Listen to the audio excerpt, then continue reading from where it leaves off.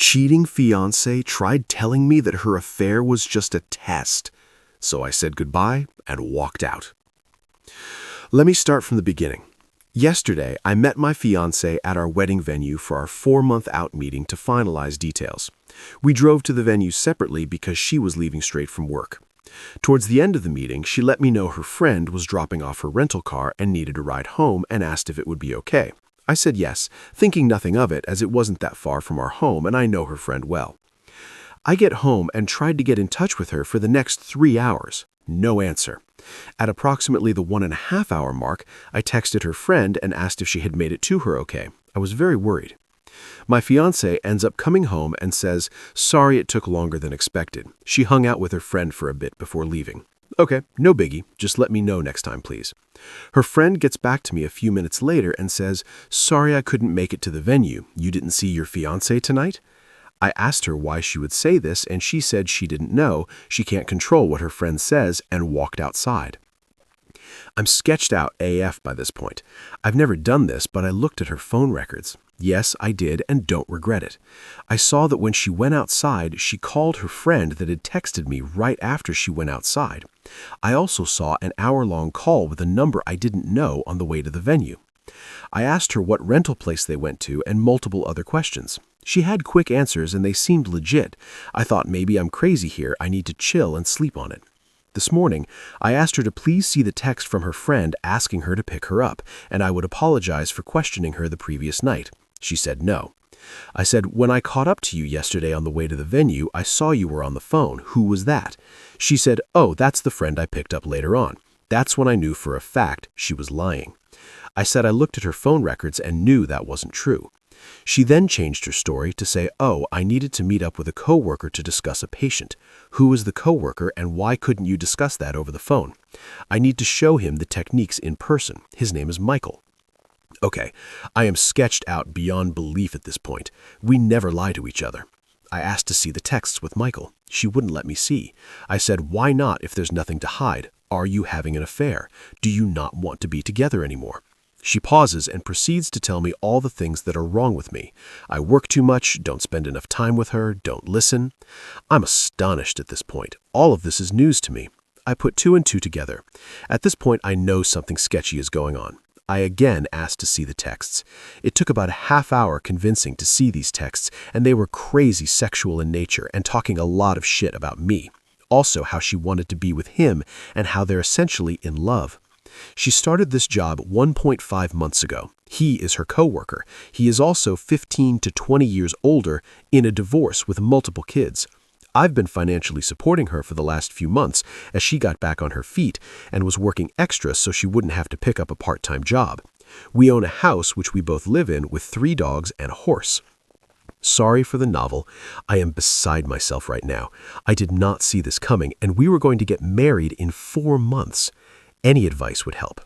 Update 1.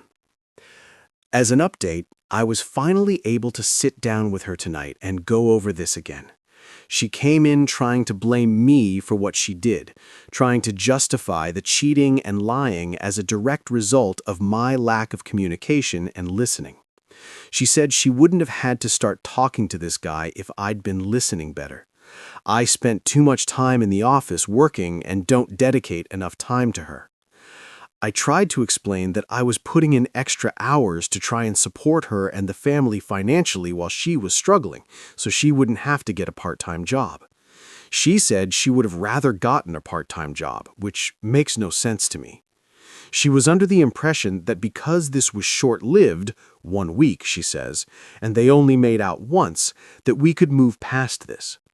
When I brought up the text where she was trashing me and talking sexual with him, she deflected hard, and I got nowhere with that. I told her that I'm not the reason that this is happening. She went too far and should have communicated with me or thought about the implications first. But I could never trust her again, and this is all because of her actions. Whether she wants to try and justify this as my fault is up to her. At the end of this part, it got a bit calmer. I said, listen, we just really need to figure out the house we own jointly and the 3 dogs. We came to the conclusion that either I stay and buy her out or we sell and get new places. The dogs, one of us will get one, the other two the other. So that's where this left off tonight, and we'll continue to keep you all posted on progress. Curious what you all would do about the house. Financially, I can support it alone, but it is nearly 3,000 square feet and 5 acres of land, which was bought solely to have her horse. She is taking the horse when she leaves and boarding it at a barn. Update 2, Day 3. I was able to sit and have a 3-hour conversation with her tonight. We talked about our relationship and what led to what occurred. It started with her telling me what I did wrong in our relationship. Lack of communication, spending too much time working or on my phone. I don't disagree with any of these things.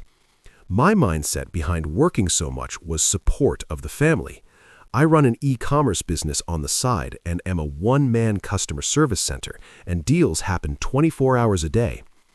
I am never not on the clock. I could have certainly been better about setting my phone aside and responding to people the next day.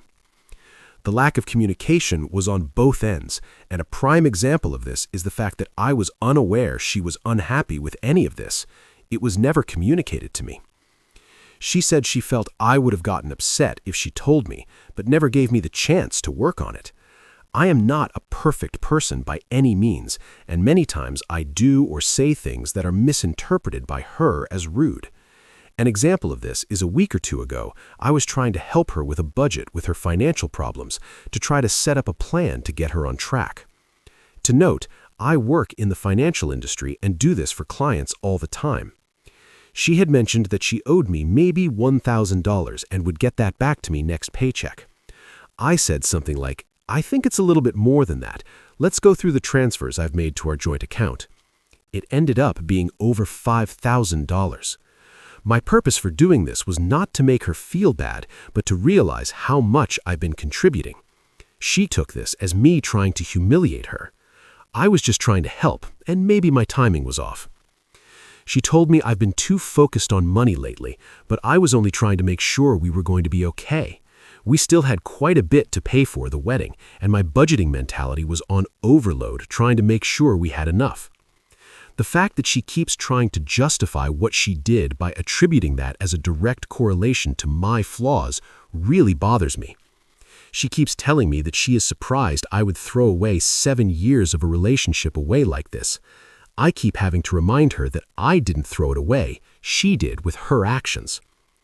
She told me I told too many people too quickly and we could have resolved all of this between us. She also said that she wouldn't have had to talk to someone else if I was a better listener and communicator.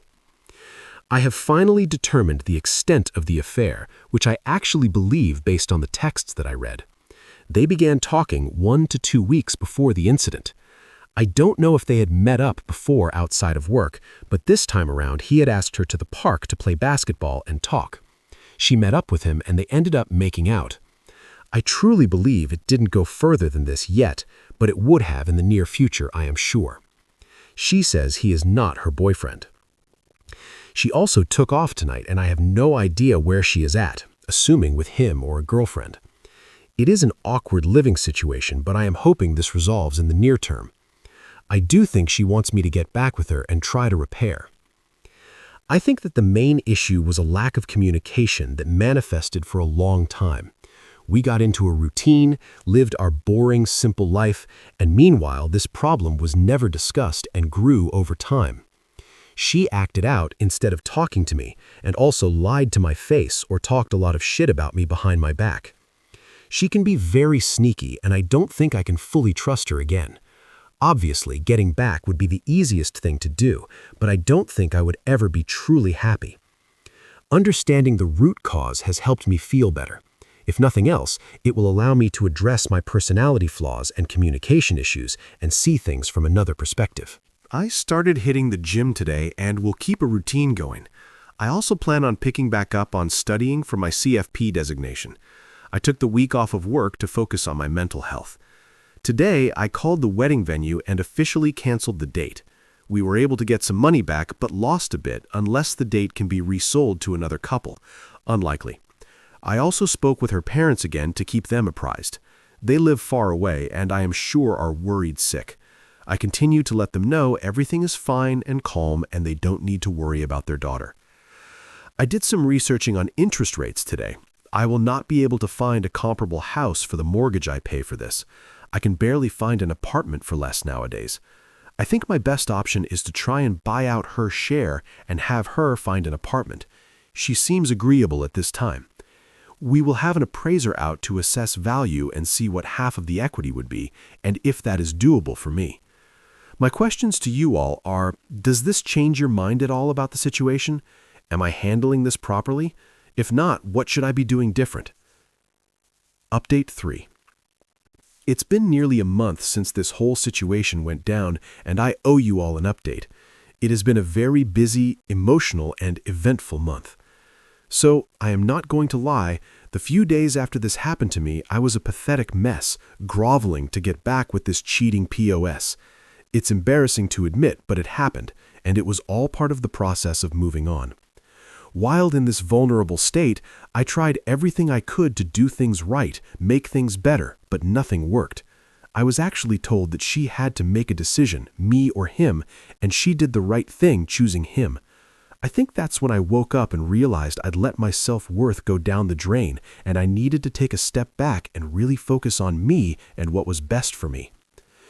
It is hard after 7 years of doing everything for someone else to focus on your own needs, but that's exactly what I've been doing. Since then, I moved our joint savings accounts to my individual checking account. I did the math of what was owed to me and transferred half of the balance back to the joint account for her to take. I've been working out every day since this happened. It makes me feel good to not only improve how I look, but helps me continue to think clearly. I've gone suit shopping, for a massage, out with friends and family. Not only was this relationship isolating of my friends and family, which should have been a huge red flag, but I never did anything for myself. Buying clothes is just not something I would do. I was always worried about providing for my significant other and animals. I've been seeing a therapist for the first time in my life on a weekly basis. It helps me talk things out in my decision-making. It is something I will probably continue to do after the situation resolves, just to continue to improve myself. Now for the bigger items. I am still living in the house with the ex. She is sleeping in the guest bedroom, and we are at a point where the only communication is, "Did you feed the dogs?" I think she is a terrible person, and no matter what I say, in her mind, this is my fault. To accuse someone of being a bad communicator and then using that as an excuse to then not communicate her feelings to me and cheat is her being a hypocrite and an easy out in her delusional mind. I stopped bothering trying to reason with her because she is unreasonable. I've been keeping the ball rolling with listing the house for sale. I contacted an agent, had them come, was happy with a proposed sale price. She then requests that I contact 2 other agents and get their opinions, one of which was recommended by our friend. Yes, I made all the calls, set up all the appointments, and met with these people. This is how the relationship always was, and even though it's not fair, I've been willing to do it all to get the hell out of here.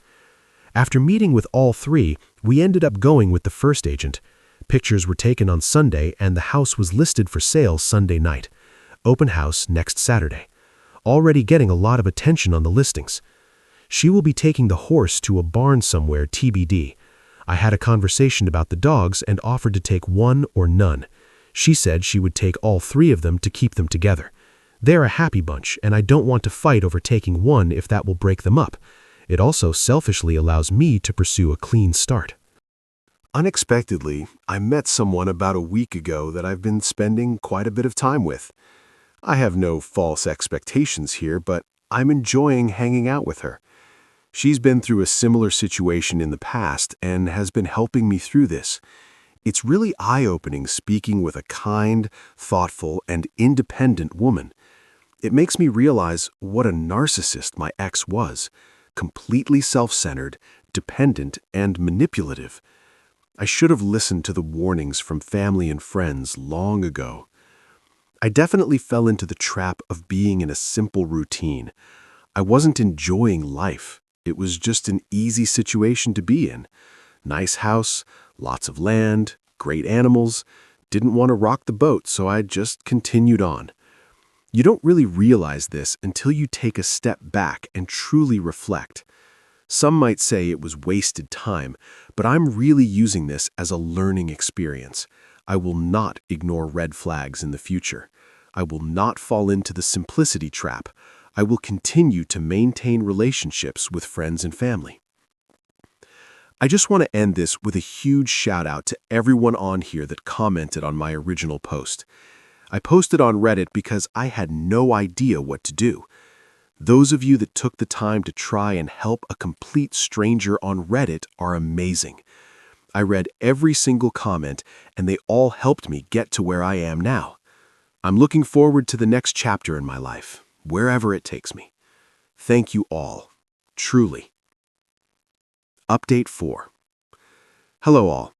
It's been quite some time since I've posted an update on this situation. It's wild to think that all of this happened more than 4 months ago now. With time, this has gotten so much better, and hopefully if someone stumbles upon this going through the same situation, it will help them realize that time heals everything. I shared the house with my ex until mid-May. It was painful being there with her and the dogs, knowing that my life as I knew it had ended. We were roommates who didn't like each other. I tried to avoid her as much as I could, but it was impossible. We stayed in different bedrooms, but the dogs were allowed to roam to and from at night, doors open. After the first few weeks, she stopped sleeping out, and it didn't happen almost at all for the remainder of the time at the old house. The constant texting and phone calls, however, did not. I think they decided not to pursue a relationship, but remain friends. I don't know for sure and didn't care enough to ask. She moved out in mid-May along with 2 of the 3 dogs. Saying goodbye to them was awful. The loss I felt could be compared to a loved one dying. During my last month there, I met up with the ex and the 2 dogs at a dog park a couple of times. While they recognized me and were happy to see me, I could tell that they were doing just fine without me, which made me feel better. There was little conversation with the ex other than about how the dogs were adjusting. She moved to a run-down house in a run-down area, to put it nicely. There was a yard for the dogs, but it was not fenced in. The last I heard, she was working on finishing the fence. During this time period, I hit the gym every single day. I also grinded hard at my side hustle. I knew life was going to get expensive and wanted to prepare myself. In the time period from March to June 15th, when I moved out, I had done 6 figures in sales at this side hustle. I also made 0 big purchases. This allowed me to save a significant sum in addition to the proceeds from the sale of my old property. Due to this, I was able to comfortably afford a nice house in a nice area with a decent-sized yard for the dog that stayed with me. Selling the old house was easy. Buying the new house was absolutely brutal. Thankfully, the buyers of my old house allowed me to rent it back from them for a month until 6/15. I made offers on a total of 5 houses and finally got the last offer accepted towards the end of May. It is really nice being out of the old place. The memories associated with that house haunted me every day, especially after my ex left with the other 2 dogs. It was just very empty. Moving was a pain, but friends and family came in clutch to help with it all. I've now been here a little over a month, and it is feeling more like home daily. I am still seeing the same woman, who is now my official girlfriend. I live a bit closer to her now, which is nice. She treats me really well, and I am very lucky to have her in my life. She helped me get through this situation and has been very cognizant and accommodating relating to my need for space and my emotional ups and downs. I've never been with someone who communicates so well, and it is making me a better communicator myself. My emotional intelligence has also grown significantly. Overall, life is good. While this was one of the hardest things I had to go through, I feel blessed that it happened. I was going to marry a completely self-centered, ungrateful person. I was so comfortable with my daily routine and didn't want to disrupt my animals' lives or lose my house, so I was willing to put up with being miserable. I will continue working on myself and learning more about my own wants and needs. I will also continue to provide my dog with the best life possible. I do think about my ex regularly. Lots of flashbacks of good and bad memories. My new therapist has been extremely helpful, helping me realize that I probably won't ever get the apology from her that I want. She's just too proud to admit what she did was wrong. Communication with my ex has been very limited. I don't plan on seeing her or the other 2 dogs again. I've accepted that is what is best for everyone. If I missed anything you have questions about, please feel free to post a comment and I'll be happy to answer. This situation is over at this point and I won't be making any more posts on the subject. Thanks for following the saga and for all the support through the process.